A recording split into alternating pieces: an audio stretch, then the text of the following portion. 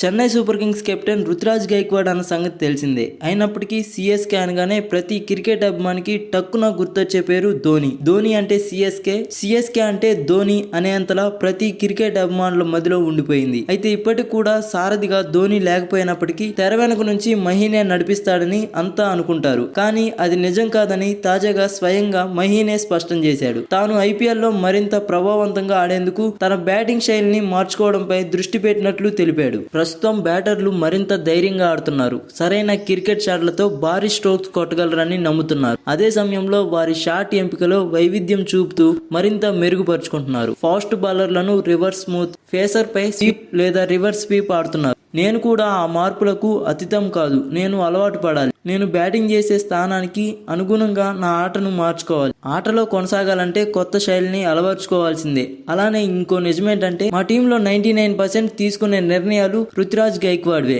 నేను వెనకుండి ఏమీ చేయను. కేవలం ఏమైనా సాయం చేయమంటే ఆ సమయానికి చేస్తాను. ప్లేయర్లను అతడు అద్భుతంగా హ్యాండిల్ చేస్తున్నాడని ధోని పేర్కొన్నాడు. ఐపీఎల్ 2008తో పోలిస్తే ప్రస్తుతం ఐపీఎల్ లో 2025కి చాలా మార్పులు వచ్చాయని ధోని అన్నాడు. నేను 2008లో T20 ఆడినప్పుడుతో పోలిస్తే గత ఏడాది ఐపీఎల్ ఆడటానికి చాలా తేడా ఉంది. అప్పుడు వికెట్లు టూ పేస్ట్ గా ఉండేవి. పిచ్ పై బంతి బాగా తిరిగేది. కానీ ఇప్పుడు అలా లేదు. బ్యాటర్లకు బాగా అనుకూలంగా ఉందని చెప్పుకొచ్చాడు. విరాట్ కోహ్లీతో ఉన్న అనుబంధం గురించి కూడా మాట్లాడాడు ధోని. ఎవరి మధ్య అయినా సరే నమ్మకం అనేది అత్యంత కీలక పాత్ర పోషిస్తుందని చెప్పాడు. తామిద్దరి మధ్య అది ఉందని అన్నాడు. కోహ్లీ సంతృప్తి పడే వ్యక్తి కాదు. గ్రీజ్ లో ఎక్కువసేపు ఉండి పరుగుల వరద పారించాలనుకుంటాడు. బ్యాటింగ్ లో బాగా మెరుగయ్యాడు. ఫిట్నెస్ అద్భుతం. అతడు నా దగ్గరికి వచ్చి ఏదైనా అడిగితే నిజాయితీగా అభిప్రాయం చెప్తాను. మా ఇద్దరి మధ్య నిజాయితీ గల నమ్మకమైన బంధం ఉంది అంటూ మొదట ఓ కెప్టెన్, యంగ్ ప్లేయర్ కు మధ్య ఉన్న బంధం మా మధ్య ఉండేది. ఆ తర్వాత మేము స్నేహితులుగా మారాం. ఇప్పుడు కూడా మేము మా ఆలోచనలను,